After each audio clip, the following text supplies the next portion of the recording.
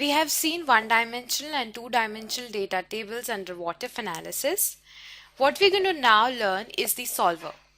The solver is basically used to solve multivariable problems. We're going to see how we can make calculations using this.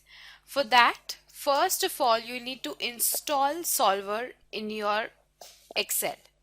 Now, if you have a look at your Excel, under the data tab, you could find the solver available over here under the analysis option.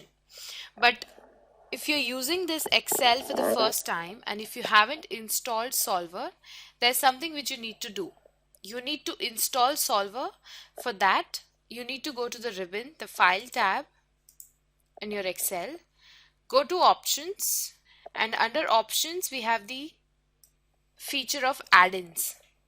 Okay, as soon as you click on add-ins, you will find that under active applications we have a solver add-in here in front of us. But many a times this add-in, which is solver, would appear at the inactive application add-ins. So if you want to make it active, you just need to click on that and click on go. As soon as you will click on go, you will have this add-ins builder open up in front of you, wherein you will need to select the analysis tool pack and the solver add-in. Once you have ticked these two options, what you need to do is just click on OK. And within a few seconds, within a minute, you will find that solver is available now. So you need to have this solver with you before you start using the solver. Fine. Now, how this is going to help us? It is a what-if analysis tools that finds the optimal value of a target cell by changing values in the cells used to calculate the target cell. You might not understand what it means. Let me first explain you this example right in front of you, and then we shall go towards solving it using the solver. Okay, what you have in front of you are the products.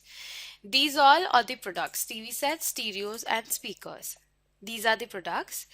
These are the profit per item, as in how much each TV set provides us a profit of 100. The quantity is 100. The inventory that goes into making a TV set includes chassis, picture tube, speaker cone, power supply, and electronics.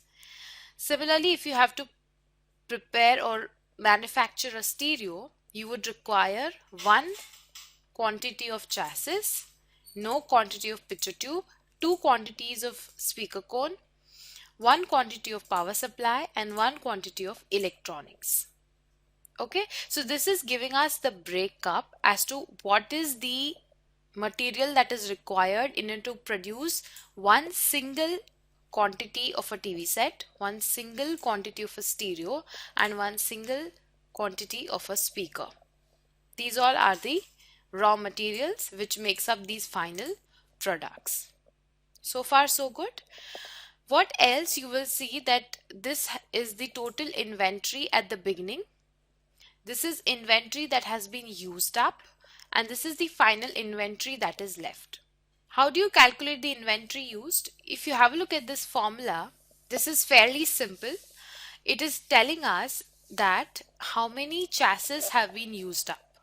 Okay, so this is basically your chassis into the quantity.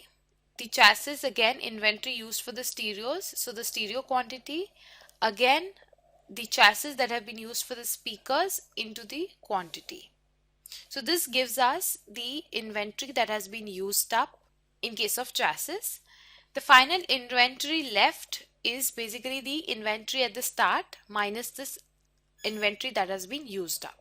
Okay, so finally we have so much inventory left at the end of the day. Now this is fine. We have understood the problem. What is the objective of doing this problem? What I want to find out is basically find the quantities wherein I can maximize the profits. I want to find out the quantity wherein I'll make maximum of the profit. We can always manipulate data, change data, do trial and error, and find out the maximum profit.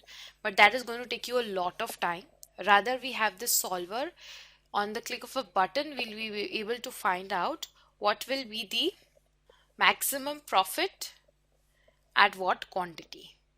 So for that, what we need to do is simply click on the solver button.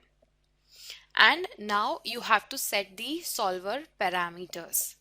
The first thing that you require is you need to provide an objective, right? So what is your objective? You want to find quantities where we can maximize the profits. So what you need to link over here is the profit. That is cell number D20. What do you want to do? You want to maximize it. Let's say you want to minimize the cost. Then you would have linked the cost over here, the total cost, and you would have clicked on minimum. But since this is profit, we obviously want to maximize our profit. Hence we click on max. By changing what variable cells? What are we going to change? We're going to change the quantity, right? You want to change the quantity to find out the maximum profit. So what you need to link over here is the quantity. Link the quantity, and the next thing it asks you is subject to constraint. Do we have any constraint to this problem? Yes, we do have some constraints.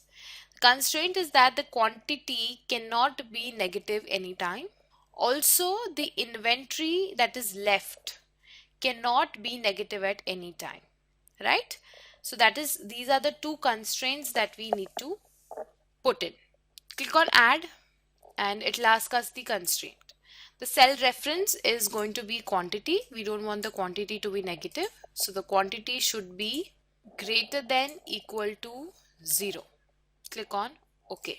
We want to add one more constraint wherein the inventory left can never be 0. It should be always greater than equal to 0. So we are referencing the inventory left. It should be greater than equal to 0 and click on OK.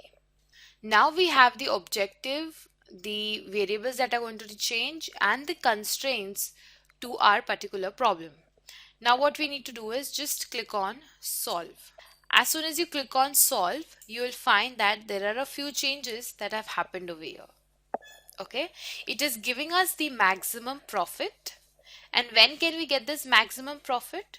When we have 250 TV sets, 65 stereos and 35 speakers. So this in all is going to give us the maximum profit of 28,000.